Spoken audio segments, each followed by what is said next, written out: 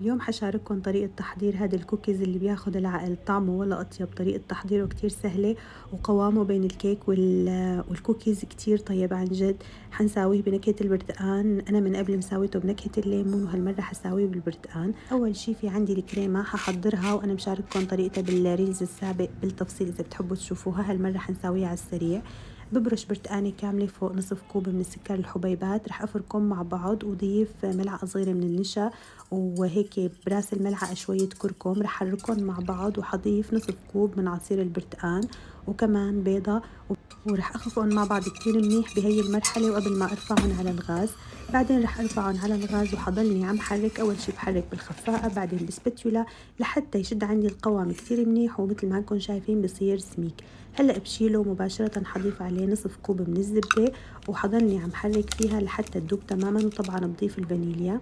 حضلني عم حرك لحتى تدوب الزبدة تماما، وبعد ما تدوب حصفي هذا الخليط، وبتقدروا ما تصفوه على ذوقكم، بس إذا صفيتوه حناخد هيك كريمة لسه أنعم وأنعم يعني. إذا ما صفيتوه حيضل عندكم قطع برتقان طعمه مو سيء طيب، بس هيك أفضل، أنا بفضلها أكتر. هلأ هون بترك الكريمة لحتى تبرد تماما وبحضر الكوكيز. نصف كوب من سكر الحبيبات حأبرش عليه كمان برش برتقانة كاملة، وطبعا وقت ببرش البرتقان بدي بس من فوق لفوق ابرش البرتقانة، ما بدي وصل للأبيض اللي بقلب البرتقانة مشان ما يمرمر عنا. بفرك السكر مع برش البرتقانة كتير منيح، بعدين حضيف تلت كوب من الزبدة وحبلش حركه بهي الطريقة. بهذا الكوكيز ما حنستخدم ايدينا ابدا، بس حنستخدم السباتيولا. هلا هون بعد ما بصير عندي القوام كريمي حضيف بيضتين، والبيضتين بدرجة حرارة الغرفة. كتير ضروري تكون كل المواد بدرجة حرارة الغرفة. هلا هون حبلش حركهم، وبعد ما بحركهم كتير منيح حبلش ضيف في عندي الفانيليا وكمان رح حرك، وفي عندي كمان ملعقة طعام من عصير البرتقان. وكمان كل ما بضيف شغلة بحرك شوي، وحضيف هون كوبين من الطحين، عليهم رشة صغيرة من الملح وزرفة من البيكنج باودر. طبعا فيكم تخلطوا المواد الجافة على جنب بعدين تضيفوها، أو تضيفوها مثل ما عملت أنا وتحركوا أول شي من فوق لفوق، بعدين بتصيروا تخلطوا من تحت لفوق هيك الخليط لحتى يصير بهذا القوام. حغطي وحاتركه بالبراد أقل شي ساعة. كل ما تركتوه أكتر كل ما كان أفضل، يعني فيكم تساووه مثلا بالليل وتاني يوم الصبح تشكلوه كمان بيصير. هلأ هون بعد ما بردت عندي وارتاحت العجينة، وكمان كان كريمة الليمون كمان صارت جاهزة عندي، أنا كنت مساويتها من قبل بيوم.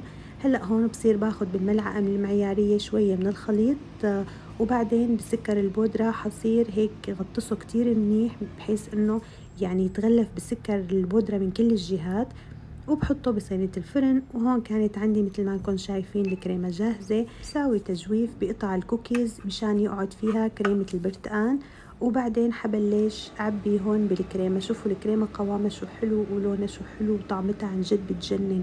هلا كتير اجاني اسئلة انه فينا بلا البيض. اكيد فيكم بلا البيض، بس البيض لا تخافوا ابدا ما حيعطيها، يعني ما حتطلع طعمته بنوب. هلا هون حدخلها شويه بفرن حامي مسبقا على درجه حراره 180 بس 10 دقائق، مو اكتر من هيك تتركوها. وهون كان كمان زايد عندي من صوص الخوخ يلي ساويته مع كيكه الخوخ، رجعوا شوفوها اذا بتحبوا.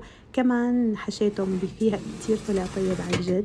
وبس هيك شويتهم كلهم بهي الطريقة، ولو تشوفوا عن جد ريحتهم وطعمتهم بتاخد العقل. الكوكيز كتير خفيف وهش وبتحسوه بدوب بالتم ذوبان، وبالنكهتين مثل ما قلت لكم أطيب من بعض عن جد طلع. وعلى فكرة فيكم تستخدموا معه كمان أي نوع مربى أنتم بتحبوه، بس يعني بنصحكم تجربوه مع كريمة البرتقان أو الليمون اللي مشارككم طريقته من قبل. إن شاء الله تجربوه ويعجبكم، وألف صحة وهنا على قلبكم إذا جربتوه.